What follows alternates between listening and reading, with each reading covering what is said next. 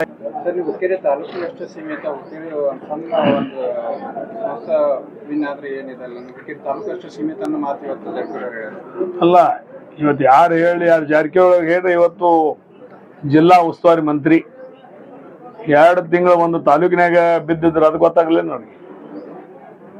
ಇವತ್ತು ಕರ್ನಾಟಕ ರಾಜ್ಯದ ಮಂತ್ರಿ, ಕರ್ನಾಟಕ ಘನ ಸರ್ಕಾರದಲ್ಲಿ ಒಬ್ಬ ಮಂತ್ರಿ, ಅವರು ವಿಶೇಷವಾಗಿ ಬೆಳಗಾವಿ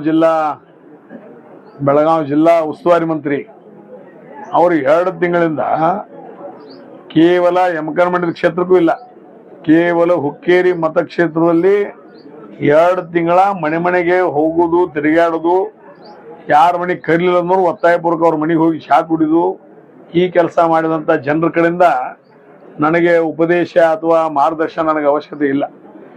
ನಾ ತಾಲೂಕಿಗೆ ಸೀಮಿತದನೋ ಅಥವಾ ಕ್ಷೇತ್ರಕ್ಕೆ ಸೀಮಿತದನೋ, ತಾಲೂಕಿಗೆ ಸೀಮಿತದನೋ ಅಥವಾ ಬೆಳಗಾವಿ ಜಿಲ್ಲೆಗೆ ಸೀಮಿತದನೋ, ಏನು ಅಖಂಡ ಕರ್ನಾಟಕ ಸೀಮಿತ ಅದೀವಿ ಅನ್ನೋದ್ರ ಬಗ್ಗೆ ಜನ ನಿರ್ಣಯ ಮಾಡ್ತಾರೆ. ಅವ್ರು ನಿರ್ಣಯ ಮಾಡೋದಕ್ಕೆ ಅವ್ರಿಗೆ ಆಗಂಗಿಲ್ಲ. ಮತ್ತು ಅವರು ಯಾವುದಕ್ಕೆ ಸೀಮಿತ ಅನ್ನೋದನ್ನು ಈಗ ಜನ ನಿನ್ನೆ ನಡೆದಂಥ ಚುನಾವಣೆಯಲ್ಲಿ ಒಂದು ಸಂಘಕ್ಕೂ ಅವರು ಸೀಮಿತರಿಲ್ಲ ಅನ್ನೋದನ್ನು ಇವತ್ತು ದಿವಸ ಅವ್ರು ತೋರಿಸ್ಕೊಟ್ಟಿದ್ದಾರೆ. ಸೋಲು